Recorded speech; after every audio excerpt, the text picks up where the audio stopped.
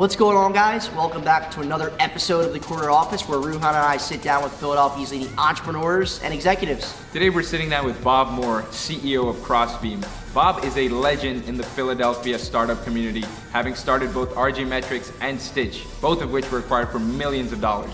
If you're an aspiring entrepreneur, you need to watch this episode because Bob shares the tips and tactics to start and grow your company.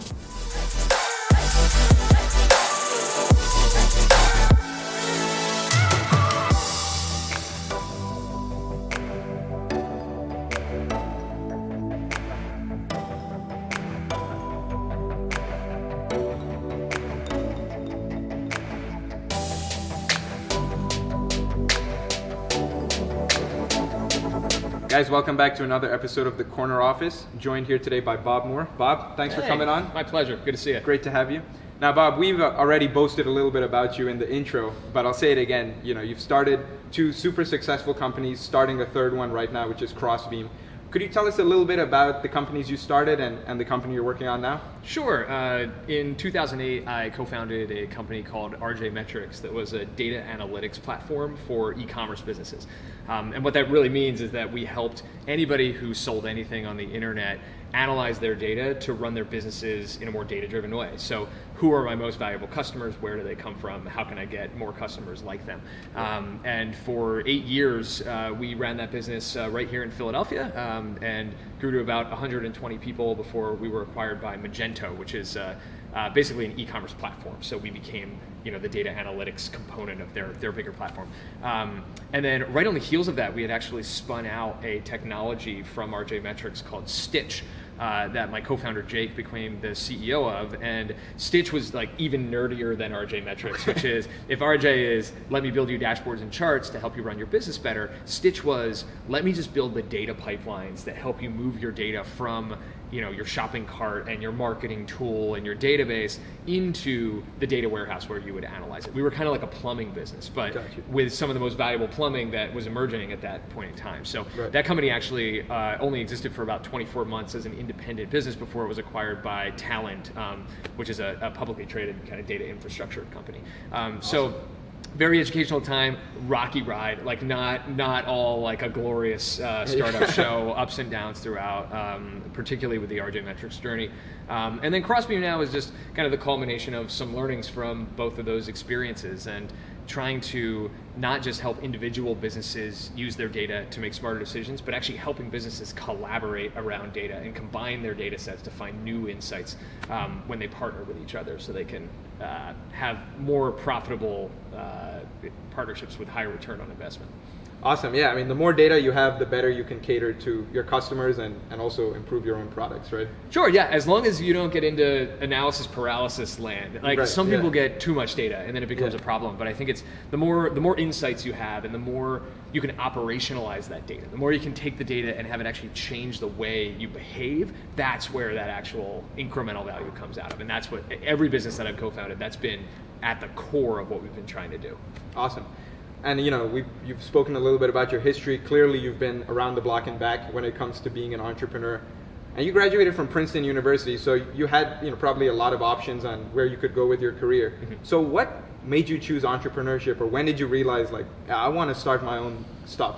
Yeah, I think so. My first job out of college was actually not a company that I started. I was very lucky to have an opportunity to go work at a venture capital firm in New York that was actually investing in startups. So I was on the investment team. I was the most junior person possible. I was basically a cold caller trying to get in touch with CEOs and convince them to take meetings with us. Welcome to my world. So I spent 2 years kind of in the trenches, like smile and dial and try to get those folks on the line and get them excited about our firm. Right. And I learned a lot in that job. The fortitude required to be told no 999 times out of 1,000, but have that one yes be enough to kind of carry you through the next 1,000 failures. But B, when somebody did say yes, you got to work on the deal. So what that meant was you got to go and see what was really going on inside that company, listen to the conversations of these amazing career investors who really knew how to assess businesses and identify ones that were worth a lot. And that ended up translating into a really actionable skill set for starting a company. And when your whole job is to help people put money to work, if you're successful at the end of the day, you sit on one side of the table with all the other people at the firm, and you kind of slide a check, at least metaphorically, for 10 or 20 or 30 million dollars across the table to an entrepreneur. Right. And there's only so many times you can do that before you start to say, like, am I sitting on the wrong side of the table here? Right. And that was really the motivator, being able to see these amazing entrepreneurs do their thing. I just felt like I was early enough in my career that if I was ever going to swing that bat, it had to be then. And that was what made me take the jump. Awesome, yeah, and take that risk. And at what age were you when you started your first company? 23, maybe 24. Yeah, so even if you start and you fail, like, you still have plenty of time to rebound and try something else, right? Yeah, I mean, it never feels like that at the time. It always feels like the world will come crumbling down. Yeah. That's kind of the nature of the beast. That's the motivator. Right. But the reality is, I mean, there's never, at the time, I did not have a family. The biggest obligation in my life was my rent on my lease, which could wrap up in a couple of months. So it was the right time to go for it. Awesome. And now, we talked a little bit about how entrepreneurship is glorified, and sometimes it seems like, you have a good idea and the next day you're a millionaire, or you're getting, all this funding. Yeah. And you spoke a little bit about some of the challenges you had. What kind of failures did you experience early on, and how did that actually help improve you and lead to the success you have now? Yeah, there's kind of two answers to that. One is, why did we fail? Like, what were the learnings at the core of why, when failure happened, it was there? Right. And then there's, how did failure materialize? Which is like, what did it look like and feel like to fail? The easy place to start is, how did it materialize? And we had years where we didn't grow at all because we lost as many customers as we gained. We had one year where we had to lay off 25 salespeople because the economics of our sales program just stopped working because a lot of competition had entered the market, and we just couldn't convert on cold calls like we had before. Is this at RJ? This is at RJ Metrics, during that run. So there are a lot of these things that are kind of your standard boilerplate yeesh. That is not something that anyone, certainly the employees and team members involved, ever should have to go through. Then the important question to couple that with is why. Like, why did our economics stop working, and why didn't we see that coming? Why is it that we lost as many customers as we gained in one particular year? And at the core of that is all about failures in vision and being able to actually recognize this concept of product market fit. So the idea of, you've built something and that something works and does what it says it's going to do, and you're going after a market, and that market has certain needs and is looking for a solution. And you can do both of those things. You can have a huge market and you can build a product and still fail miserably if those two don't connect in a really, really valuable way. If the thing you built is not just the thing that the market's looking for today, but also the thing it's looking for tomorrow. And I think what we did at RJ was, we existed for 8 years and we had one idea. And that one idea kind of stayed the same during a period in time when our market, initially we were ahead of the market, and then the market kind of caught up to us, and we had this amazing couple of years of success. And then, we had been static the whole time, and the market just kind of passed us by. And there was another generation of competitors right behind us that really started to eat away at our aspirations of being $1 billion company. So, we were proud of what we did there, and we had a good outcome, but we didn't go public. We didn't reach thousands of employees or anything of that stretch. We were a mid-market company. Yeah. But you guys did get acquired, right? Oh yeah, we did, yeah. And I'm curious to learn, so you're on your third company now. Yeah. Is an acquisition kind of the end of the story when it comes to RJ and Stitch? When you're 23, you sure think it is. Right.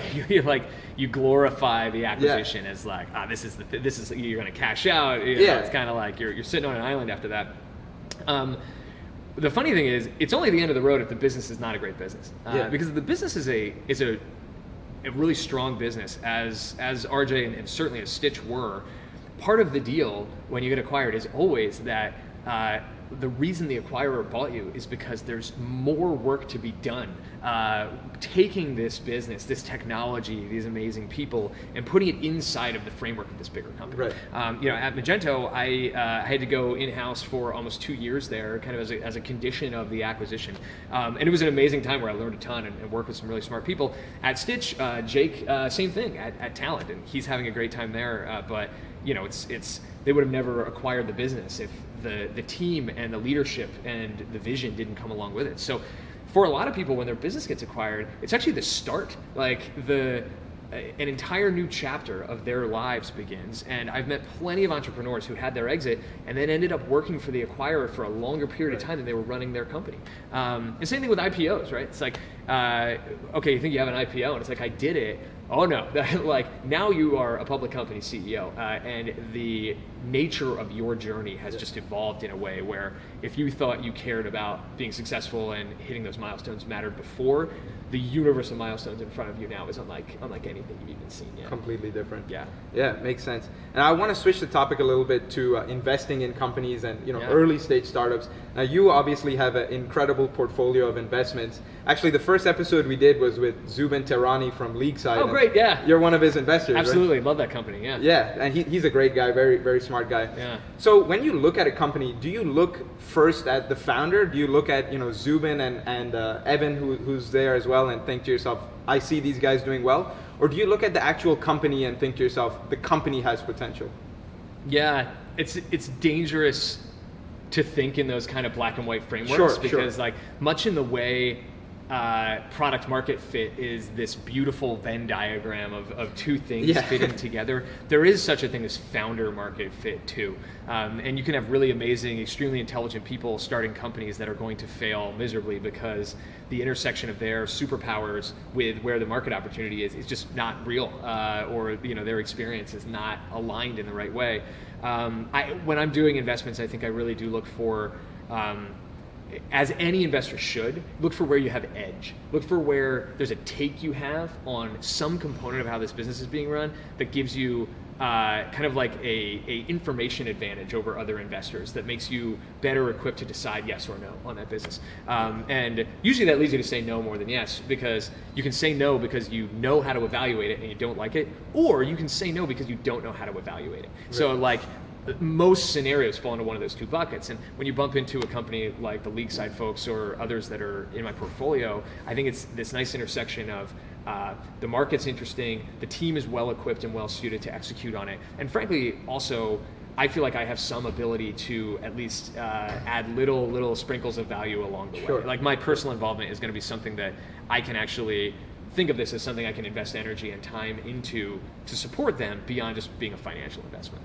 For sure, yeah. So basically, choose your investors wisely as well. Not anyone who's giving you money, take it, right? Because you want to get some wisdom as well from. Oh yeah, and I've learned that lesson on the other side of the table, right. As someone receiving money, which is sometimes the people that you get the most excited about being the most strategic, amazing angel investors or strategic corporate investors. Nothing ever comes of it. They're just like, they're dead weight in the cap table in the ownership structure. And then other people that you least expect will show up and, turn over 100 leads for you. Right. Being able to vet that and see it is a skill I haven't actually perfected yet, but I have enough data points to know there's a big difference between an active value-add investor and everybody else. Now let's talk about pitches for a little bit. So you, as an investor, how many pitches would you say you hear per year?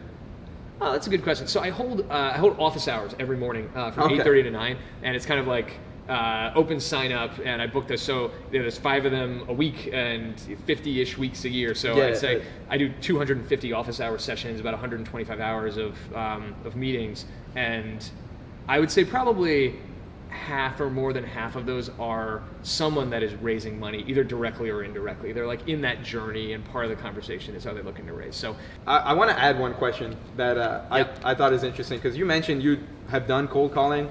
I still do cold calling, and I know what it's like. For startups in 2019 and moving forward, is cold calling still a viable strategy of acquiring new business? If you have product market fit, sure. And I think it's like, cold calling it's just a technique for activating people that are inactive. Yeah. And if you have a product that is compelling, that resonates with a market, and the only thing preventing people from signing up and using your product is their awareness of that product's existence, then making a cold call can be really effective. And you'll see there are plenty of companies, SaaS companies out there that make cold calls and they have really good economics on it, et cetera. And I think those are just companies that have good enough product market fit that some kind of extremely basic outreach that has happened over telephone lights them up, and then the rest of the sales funnel works like clockwork. And then you can attribute back, oh hey, that started as a cold call. If you also need to sell people on why they should have this product in the first place, or like they have an existing product and you're trying to rip it out, it's a complicated sale, the hit rate is just going to be so bad that it's really challenging. Email's kind of king right now, but there's a place for cold calling. Yeah, I guess when you have a need, then cold calling someone with a need, it's much easier than just kind of making a purely cold call where you're introducing the company and the product and why it's important, etc. Yeah, I think it's people can misattribute deal generation to cold calling. Yeah. When really what's happening is that the product itself is generating the deals, and the cold calling is just like a mechanism, driving awareness. It's the megaphone, but it's not actually the hook. Cool. All right, now we're gonna throw a curveball at you. I hope you're ready. So Bob, you are the founder of a hibiscus lemonade stand. All right. And congratulations, you just got $1,000 in seed funding. All right. What are you gonna do with this money? Wow.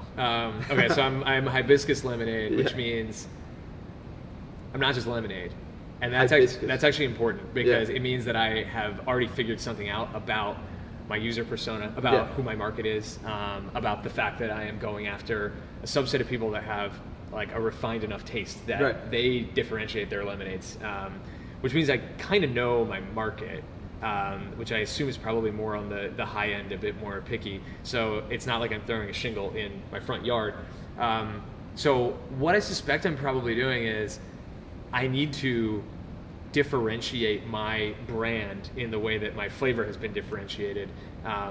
And presumably I've set up shop somewhere and I just need I need to attract people. I think I actually might spend it on brand advertising early on. Like rather than saying, let's give everybody a free drink of lemonade to get them hooked. It feels to me like the differentiator here is not that I have the most amazing lemonade on the planet. It's that I am trying to sell a lifestyle.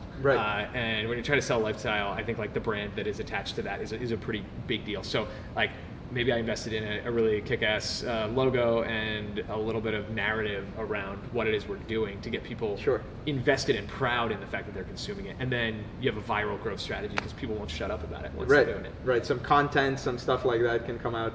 I think anything that is like, it's more about the lifestyle component than it is necessarily like the nitty-gritty hand-to-hand combat of getting people in the door. Awesome answer. Well, look, Bob, now it's time for the question of the day, where you ask a question to our audience and they respond in the comments below. So fire away. Oh, wow. Okay. What I always love to know in these things is like, what's the question that you wish this guy would have asked, but you think he was too scared to ask? So like, what's the thing that would have cut through, been a little more, maybe a little rougher of a question, a little harsher on me? What are you really, really curious about that maybe didn't come up? Write it in the comments below. We'll get back in touch with Bob. We'll ask him some hard-hitting questions. I can't wait to dodge all those questions. Put him in a tough spot. Yeah. Bob, thanks so much for coming in, man. Cool, Really great time. My pleasure. How can our audience connect with you? Yeah, check out getcrossbeam.com. If you sign up for the product or kind of kick the tires on it, it'll come across my radar. And we will be at the Web Summit and at Dreamforce this fall if you want to catch us in person. If you're an aspiring entrepreneur and you have a great idea, get in touch with our guy Bob. He knows what it takes to start a successful company. And for all the best content on LinkedIn and everywhere on social media, keep it right here for the Corner Office.